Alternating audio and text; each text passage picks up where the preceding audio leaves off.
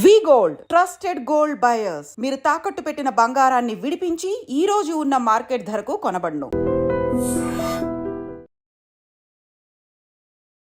నమస్కారం, welcome to I dream. ధర్మ మార్గం విత్ విజిత కార్యక్రమానికి స్వాగతం.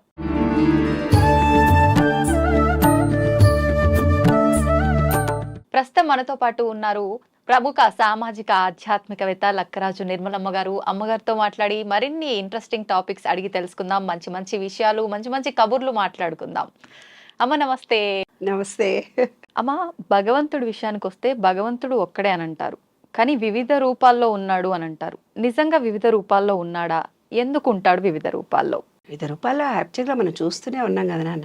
వెంకటేశ్వర స్వామి వేరే ఉన్నాడు, కృష్ణుడు వేరే ఉన్నాడు, రాముడు వేరే ఉన్నాడు, సాయిబాబా వేరే ఉన్నాడు, దత్తాత్రేయుడు వేరే ఉన్నాడు, ఆంజనేయ స్వామి వేరే ఉన్నాడు. మనం ఇన్ని రకాలుగా, అందుకే మనం ఊరికే కామెంట్ చేస్తారు నాన్న, ఏంటి వీళ్ళకి ఇన్ని దేవుళ్ళు ఉన్నారు, రోజు ఆ దేవుడు పూజ అంటారు, ఈ దేవుడు పూజ అంటారు, ఎప్పుడు మంగళవారం పూజ అంటారు, శుక్రవారం పూజ అంటారు, ఆదివారం ఇన్ని దేవుళ్ళు ఎందుకున్నారని చాలా మంది క్వశ్చన్ అడిగారు నాన్న.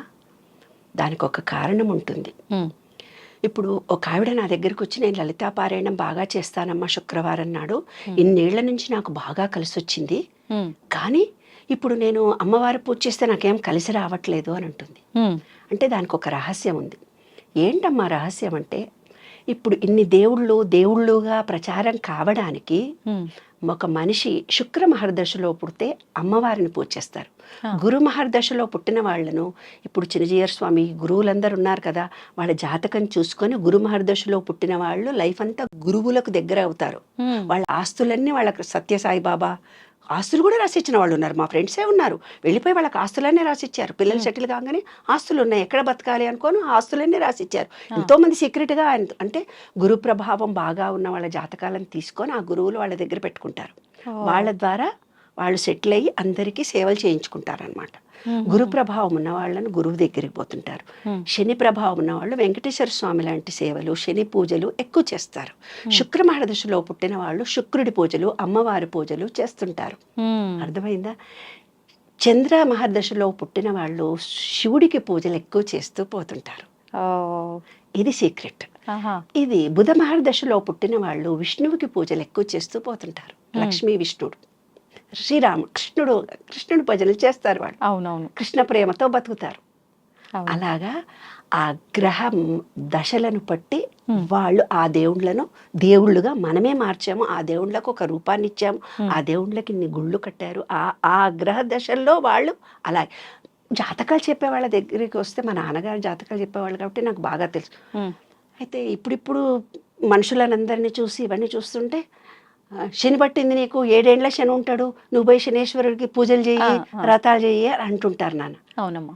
ఎప్పుడైతే నీకు శాటర్న్ నీ గ్రహ దశల్లోకి వస్తాడో, రాగానే నీకు తెలియకుండా గుడికెళ్ళి శనికి పూజ చేస్తావు, నీకు తెలియకుండా బ్లాక్ డ్రెస్ వేసుకుంటావు. నువ్వు వేసుకునే డ్రెస్సు నీకు ఆ కలరే వస్తుంది కొన్ని రోజులు నీకు.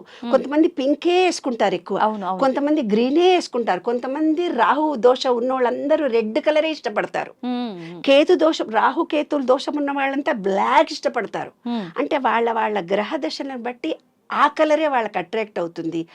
ఆ దేవుళ్ళనే వాళ్ళు పూజ చేస్తారు. అది యాదృశ్చికంగా జరిగిపోతుంది. అలా చేయడం మంచిదా? ఆటోమేటిక్ గా జరిగిపోతుంది. ఇప్పుడు ఏమంటారు కొంతమంది, రాహుదోషం ఉంది, నీవేదో ఉంగరం పెట్టుకో, గురు మార్గదర్శ తక్కువ ఉంది, ఈ గృహం తెచ్చుకొని ఎవరెవరో చెప్తుంటారు, అవి పెట్టుకుంటారు. ఆ గ్రహ దశ పోయి వేరే దశ వచ్చినప్పుడు ఆ ఉంగరం ఊడిపోతుంది. నీకు తెలుసా? అది నీ చేతిలో ఉండదు, అది పట్టదు, లేకపోతే కట్ చేయించుకోవాల్సి వస్తుంది. అలాగా మన గ్రహ దశలు మారిపోతూ ఉండగానే అప్పుడే ఏమవుతుందంటే ఆ రాళ్ళు, ఆ దేవుడు. ఇప్పుడు నా దగ్గరకు ఒక ఆమె వచ్చింది, నేను అమ్మవారి పూజనే నమ్ముకున్నాను, అమ్మవారి పాదాలనే, నేను ఇన్నేళ్ల నుంచి అమ్మవారిని, ఇప్పుడు నేను అమ్మవారికి ఏం కోరుకున్నా తిరుతులేదు, అమ్మవారి పూజ చేయలేకపోతున్నా, లేకపోతే పీరియడ్ అని అడ్డం వస్తుంది, లేకపోతే ఎవరో చనిపోతున్నారు, దీపం కూడా పెట్టలేకపోతున్నా, నాకు ఎందుకు అని. అప్పుడు నేను చెప్పాను, ఒక మనిషి పుట్టిన తర్వాత గ్రహ దశలు మారుతుంటాయి. శుక్ర మహర్దశ పోయి శని మహర్దశ వచ్చింది అంటే శుక్రుడి పూజలు ఆమెకు అచ్చిరావు, ఆమె చెయ్యలేదు. శని మహర్దశ వచ్చింది కాబట్టి ఇప్పుడు శని పూజలు ఎక్కువ చేస్తుంది. తర్వాత దర్శలో గురువు వస్తాడు, గురు పూజలు ఎక్కువ చేస్తారు. మనకు తెలియకుండా కూడా, అంటే గురు మహర్దశలో నువ్వు పుట్టినప్పటికీ కూడా అంతర్దశలన్నీ మారుతూ పోతున్నప్పుడు నీలో పరివర్తనలో అలా మార్పులు ఆ దేవుళ్ళను కొలవాలని, ఆ మనుషుల దగ్గరికి నువ్వు చేరువుగా వెళ్ళాలని ఆటోమేటిక్గా ఇది యాదృష్టికంగా జరుగుతున్నటువంటి అంశం నాన్న.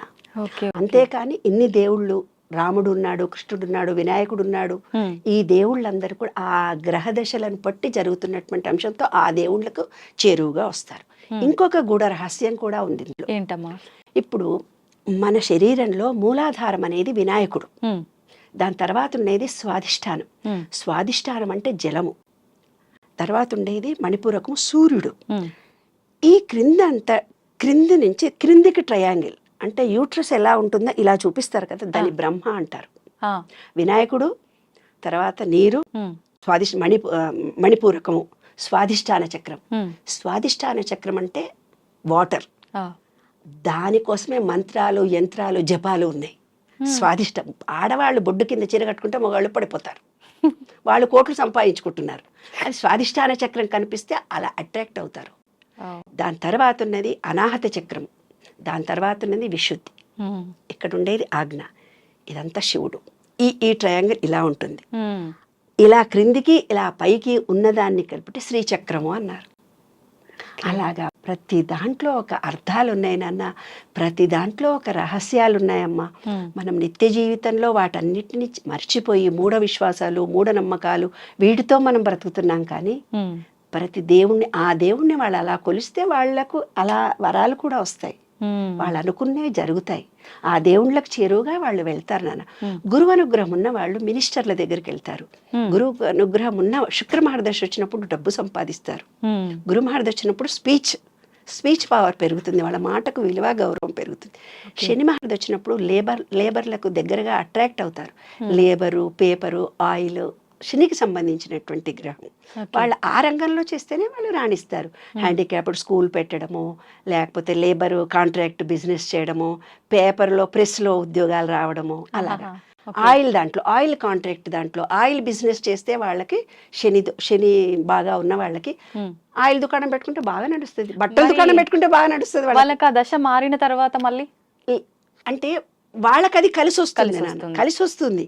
వాళ్ళు శని మహర్దశలో పుట్టారనుకోండి, గ్రహ దశలు మారుతున్నప్పుడు బిజినెస్ లో అప్ అండ్ డౌన్ అలా వచ్చినా వాళ్ళ జీవితం అంతా కూడా శని ప్రభావంతో అంటే మనం పుట్టేటప్పుడు ఆ గ్రహాలు కొంచెం దూరంలో ఉంటాయి.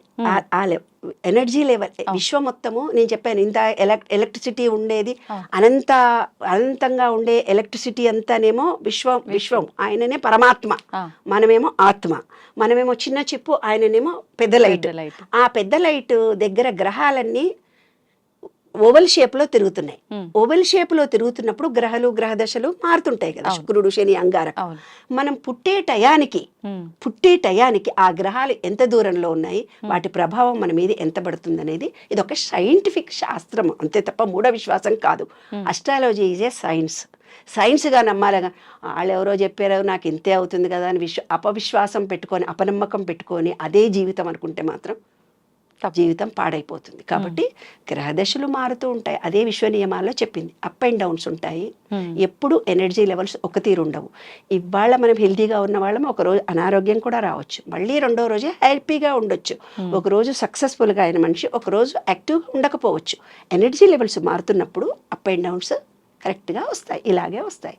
అలాగే మన దేవుళ్ళ యొక్క రూపాలు, మన గ్రహ దశల్ని బట్టి ఆయా రూపాలు, ఆయా దేవుళ్ళను మనం ఆకర్షిస్తాము, ఆయా దేవుళ్ళతో చేరువుగా ఉంటాము, ఆయా దేవుళ్ళు మనకు వరాలిస్తారు.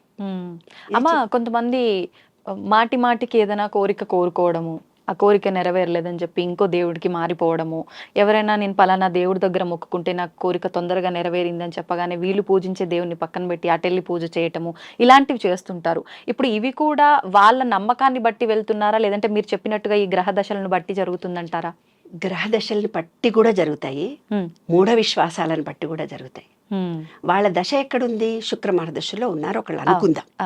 కానీ వాళ్ళు ఏం చెప్పారు, వెంకటేశ్వర స్వామి పూజలు చేస్తే మాకు మంచిగా అయిపోయింది, వెంకటేశ్వర స్వామికి 7 వారాలు నోము నోచాను చెయ్యి అంటారు, అక్కడికి పోయి చేస్తారు. అంటే ఏం జరిగింది, వాళ్ళున్న దశకు వేరే చేశారు కాబట్టి వాళ్ళకి అది ఫలించదు, కోరిక తీరదు.